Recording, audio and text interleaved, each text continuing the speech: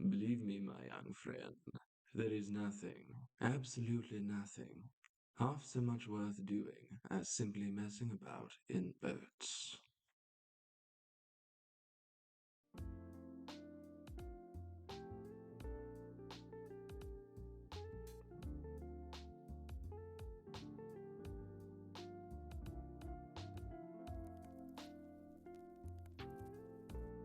Hello again, and welcome back to the series. I'm your host, and today we're going to be looking at The Adventures of Ichabod and Mr. Toad, Disney Animation's two-hander package film from 1949, their 11th theatrical animated classic, and their last of the wartime/package film era, otherwise known as Disney anthologies on a budget, I usually say. This script was written by Guillermo. I do, however, have a head. It's attached to my body, it is me. So thank you, Guillermo.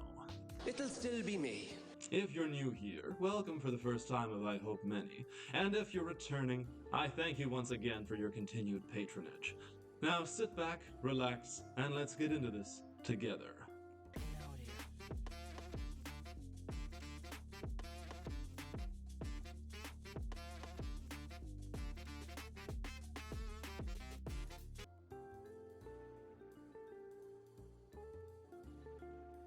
Walt was introduced to Kenneth Grahame's 1908 children's novel The Wind in the Willows in 1934, when he was given a copy of the book from an English friend. During his acquisition spree of properties for potential film projects in April 1938, brother Roy Disney acquired the rights to the novel, but Walt showed no true interest in adapting the story, finding it, after several read-throughs, awfully corny. After reading the book, however, story artist James Bodrero managed to convince Walt to put The Wind in the Willows into production, which was originally to be a single narrative feature of its own, called The Magnificent Mr. Toad. The first story meetings were held in September 1940, and the film's production was officially confirmed the following month. By April 1941, the animation work had begun as animators and writers had come off from work on Bambi, which was almost complete by that time. Pedrero and fellow story artist Campbell Grant prepared first storyboards and a Leica reel, which is a reel that combines story sketches with rough dialogue performed by members of the animation staff.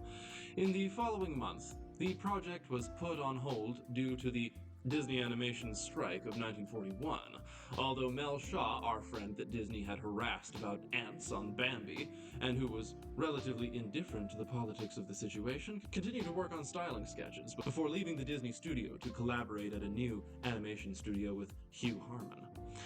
The strike was settled in July 1941. By the October of that year, The Wind in the Willows was put back into production. At the same time, given the box office underperformance of Pinocchio and Fantasia in 1940, as well as World War II cutting off the foreign cinema market completely from them, Joseph Rosenberg of the Bank of America issued an ultimatum in which he would permit an absolute loan limit of $3.5 million to Disney.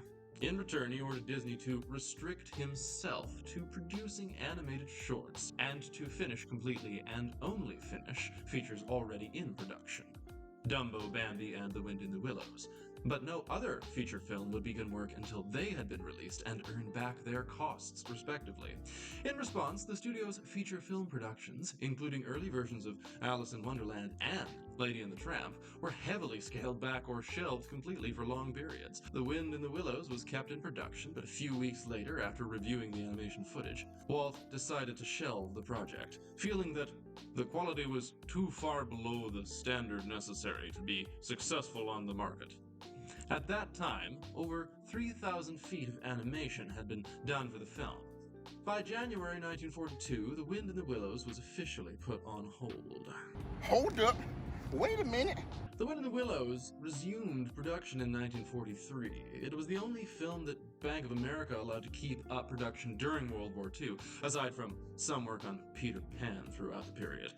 Around the same time, Walt had considered combining The Wind in the Willows with either The Legend of Happy Valley, a feature that would later evolve into the Mickey and the Beanstalk segment of Fun and Fancy Free, or The Gremlins, an original story developed for Disney Animation by Roald Dahl, into a package film. His brother Roy disapproved of this idea strongly, I disagree strongly. believing that the project would recoup the cost of its production only as a feature film. By February 1944, The Wind in the Willows underwent additional story treatment, but in general, production progressed extremely slowly in this period. Under Disney's strict orders, the film was shortened down from its original length of 48 minutes to now just 25. The Wind in the Willows was shelved again following layoffs in August 1946, which led to Berdero and Grant leaving the studio. However, by October of that year, the film was put back into production with Ward Kimball, Jack Kinney, Homer Brightman, and Harry Reeves brought in to work out the pace of the story and add more humor and gags to it, basically reshape it completely and just kind of take it apart and put it back together. In early 1947, Walt also started production on an animated version of Washington Irving's 1820 story, The Legend of Sleepy Hollow, which was to be co-directed by Kinney and Clyde Geronimo. Like The Wind in the Willows before it, Sleepy Hollow was originally intended to be a full-length film of its own, but by November of that year, Disney decided to pair both productions into a singular package film, titled Two Fabulous Characters, as we talked about last week, as neither part by that time was even long enough to be a feature on its own. The project was eventually retitled The Adventures of Ichabod and Mr. Toad, and was scheduled to be released in 1949. That was a bit of a snorefest, but I do always like to give some production history, so thank you for a lot of that, Wikipedia, very much. Thanks. Love you. Forever. In the opening to this film, the narrator asks who the most fabulous character in English literature is, and it is interesting to me that of the 5 candidates he proposes, 4 out of 5 of them have been since adapted by Disney Animation: Robin Hood, King Arthur, Sherlock Holmes, and, of course, Oliver Twist, with the only exception here being the only female listed, Becky Sharp, the protagonist of Vanity Fair. The narrator then concludes that his favorite is the titular Mr. Toad, which I can easily see. It is just interesting to note how prophetic this opening would come to be. Also, come on Disney, where is my Becky Sharp princess film? The last film of the package era, capping it off in relative style, this film has the fewest individual stories of any wartime era feature, with only 2 stories, the same as fun and fancy-free. I significantly prefer this two-hander to that earlier, far weaker duology. The stories of Mr. Toad and then Ichabod Crane feel thematically fine to pair together, both being towering figures in English and American literature, and thus this film feels like a much more satisfying whole than does the tale of Mickey and the Beanstalk, haphazardly slapped onto the end of the inferior Bongo the Bear. Ah well, here we are with the better of the pair of twos. If you really think about it, the entire package film era of 6 individual films can be put into 3 different pairs. The Latin American goodwill pair of Saludos Amigos and The Three Caballeros, the pop music Fantasia-inspired pair of Make Mine Music and Melody Time, and the 2 stories each film pair of Fun and Fancy Free and Ichabod and Mr. Toad. This film earned $1.62 million back at the initial box office. I cannot find information on the production budgets of both shorts put together, but considering this is the lowest box office return a Disney animation film had in several years, I would guess that this movie did not turn a particularly large profit upon initial release, although it has been much enjoyed since and played again on TV sometimes and cut up as well.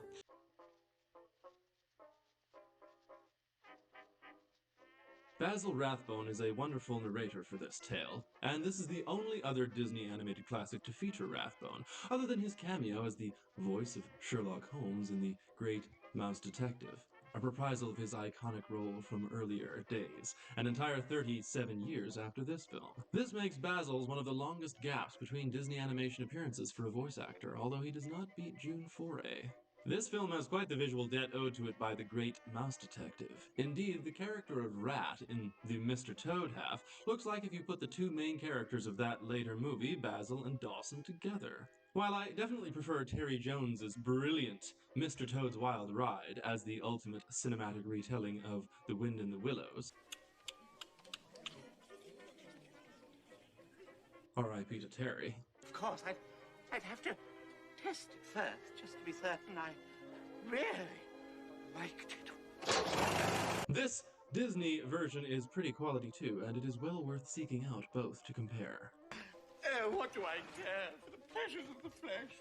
I really enjoy how, even though they function exactly as the humans do, the animals in this film are all still their correct real-world equivalent sizes, more or less. It at once makes the film more enjoyable, yet more surreal, and it's a fantastic creative decision, visually.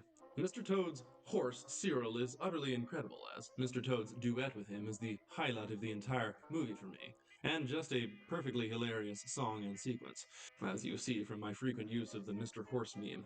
I am fond of cartoon horses in general. Good. Mighty good. Yes, sir, I think America is the greatest country in the world. Yes, sir, I like it. I highly approve of their song, as Mr. Toad gets an amazing musical introduction for a Disney protagonist. Cyril has an enormously pleasing Northern English accent, and describes himself as a bit of a trotter, a bit of a rotter. A bit of a trotter, a bit of a rotter.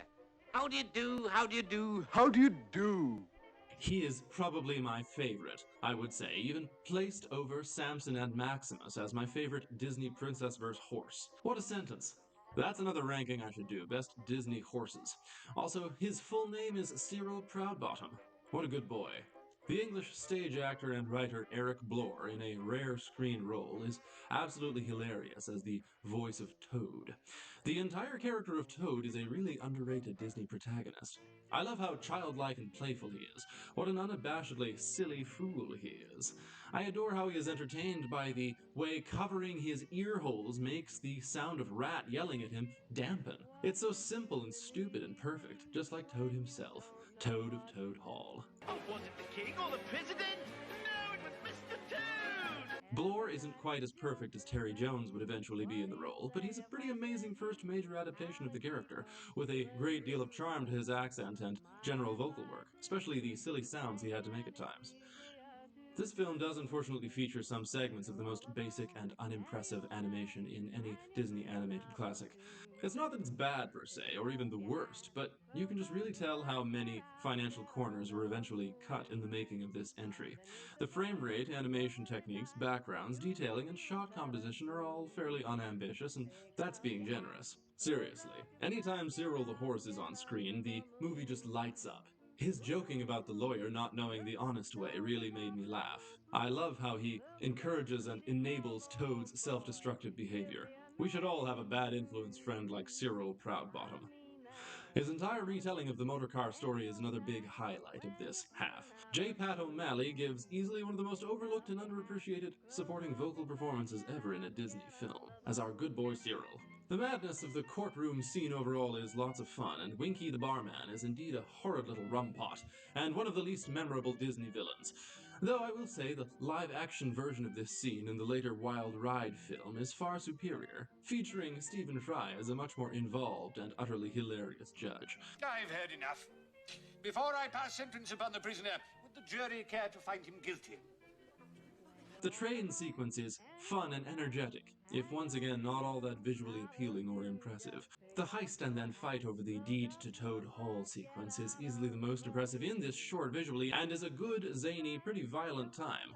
The ending with Toad acquiring an early plane is also perfect for the character. Overall, I really quite enjoyed this half-hour condensed version of The Wind in the Willows. It has a nice energy, and it's a silly, goofy, low-stakes little adventure with a hilarious lead character. And of course, it was the inspiration for a very popular attraction at Disneyland / World / wherever it is. So that's worth something. Doesn't really mean much in the quality of this film, but it's cool.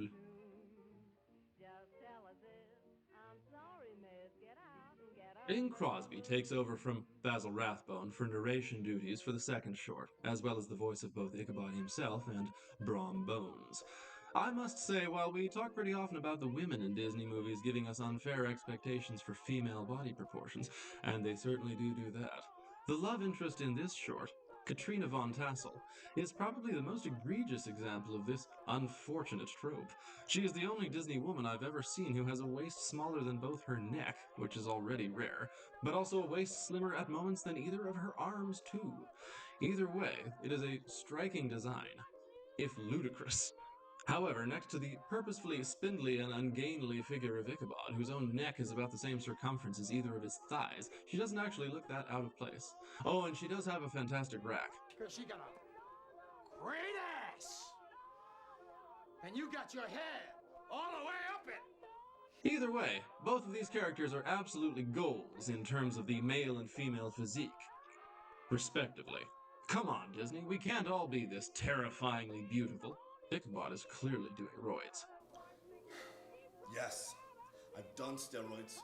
And yes, I'm on steroids, monitored and managed by a trained hormone clinician. There are once again some small animation issues in this short, such as the skin tones of the characters, especially Ichabod, being at times wildly inconsistent, although of course that just could be the effect of his roids. Brom Bones does come off, like Shea Frillis Productions so aptly stated, like a beta Gaston, and he isn't the most memorable foil ever.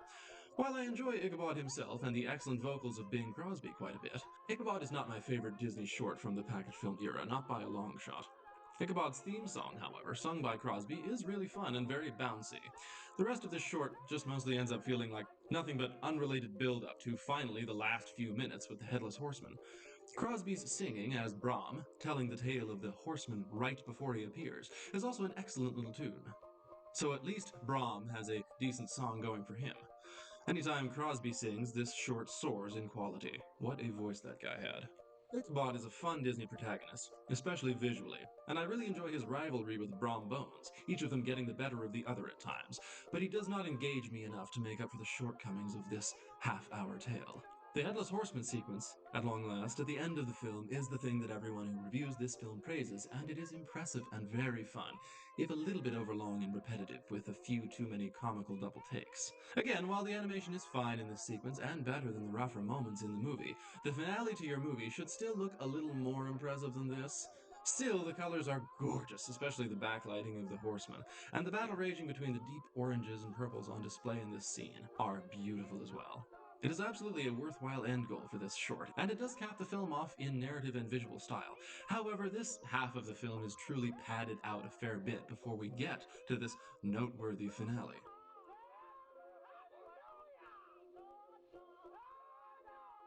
And now it's time for the Critics Roundup, which is a section of these films that I take out to look at, in this case, 22 reviews from online and on YouTube. You know, articles and videos that I look at. They did rankings of all the Disney animated classics, and I look at where they ranked this particular film in their rankings and what they said about it a little bit, as I always say. And without further ado, here we go for that. Shea Frillis Productions, 22nd, calls it charming and fun, likes both shorts a lot, calls it the best package film, really likes the music. Sean Chandler, 52nd, says that the Ichabod half is better, calls both halves okay, says it's the best package film era movie. Brian Hull, 45th, doesn't love Ichabod but likes the story. The Trove, 48th, likes Mr. Toad more, but says the best part is the Headless Horseman. Says it feels classic. Dave Lee Down Under, 34th, says it's the best package film and both shorts are good. Modern Mouse, 36th, calls it the second best of the package era, likes how there are no happy endings. The 90s Kid, 22nd to 31st. Justin watches movies. 55th says that while he wishes the entire movie were more consistent in tone overall, he really enjoys each short on its own merits, and how both shorts have such distinct animation styles. The Glad in Gladiator, 52nd, says that it's probably easily the best package movie. Chris Itua, 50th, says it's probably the best produced package film, says the Mr. Toad half is funny and that the Ichabod half is solid, but it becomes way better once the Headless Horseman arrives. Maple Street Movies, 51st, says he really likes the Mr. Toad segment, but that the Ichabod short is slow and takes way too long to actually get to the Headless Horseman stuff. The Movie Geek, 54th, says that the only thing I remember about Ichabod and Mr. Toad is constantly switching off and getting distracted as a kid. That was the YouTube critics, and so it's kind of split down the middle between who likes the Mr. Toad half more and who likes the Ichabod half more. I think it might be a little bit more the Ichabod half, but a lot of people still prefer the Mr. Toad half, as you're seeing, and I'm one of those people, obviously, but I think both are okay too. But now we're getting to the online critics here. Collider, 36th, says that neither is much of a complete story and occasionally the animation feels hurried or unfinished. Paste Magazine, 39th, says that it is one half of a great film, meaning the Mr. Toad half, the one they seemed to much prefer. Slash Film, 43rd, says that this film has its charms, but they're mostly surface deep. Hollywood.com, 28th, says that do The Wind in the Willows and The Legend of Sleepy Hollow have anything in common? Not really. Are they still entertaining anyway? Sure. Is Mr. Toad still a little disconcerting all these years later? Definitely.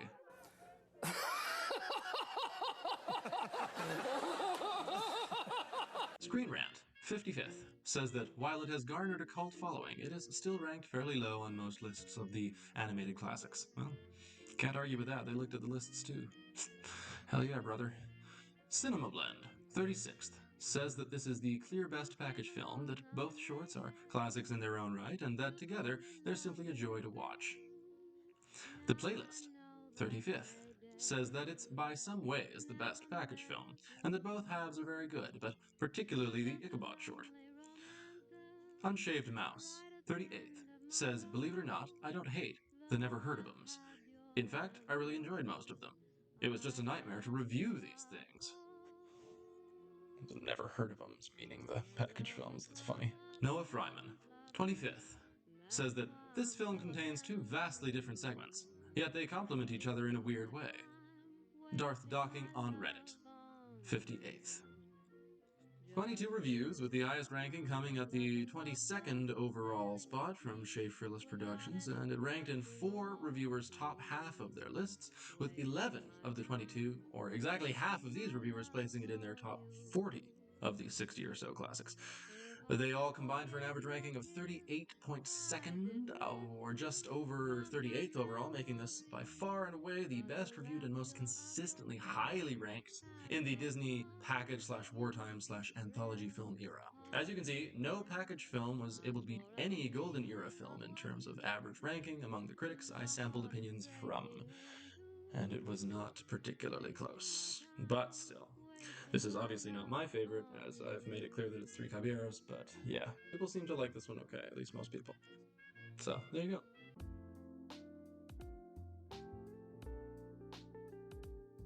The point of this movie is, as stated in the openings to both shorts, exploring truly remarkable characters in fiction.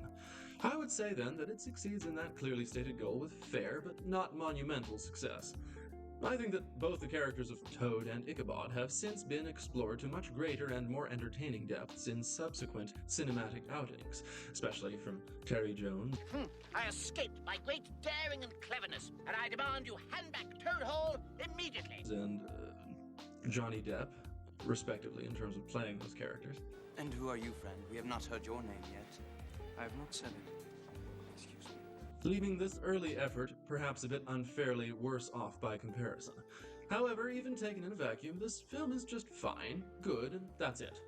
It's fun and charming, but slight and inconsequential, a fitting ending to the often haphazard and thrown-together package film era, with their only truly well-rounded artistic success of the period being, in my opinion, the fantastic 3 Caballeros, which I previously rated as an 8.5 out of 10, which you can watch the review for right now. As for this two-hander, I give it a 5.5 out of 10, and say that this is a decent, if a bit unimpressive, early Disney outing, with some high highs, but that is also somewhat consistently cheap-looking, and has to me an uninspired and low-effort feeling throughout.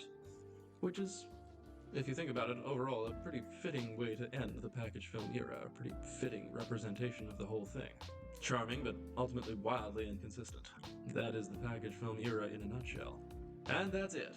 Next week, we'll be back again and looking at 1950s Cinderella, Disney Animation's triumphant return to both full narrative films as well as princess stories. So please do join me for that as well. Thank you for watching, and if you're still here, good night, good luck, and enjoy the afterword.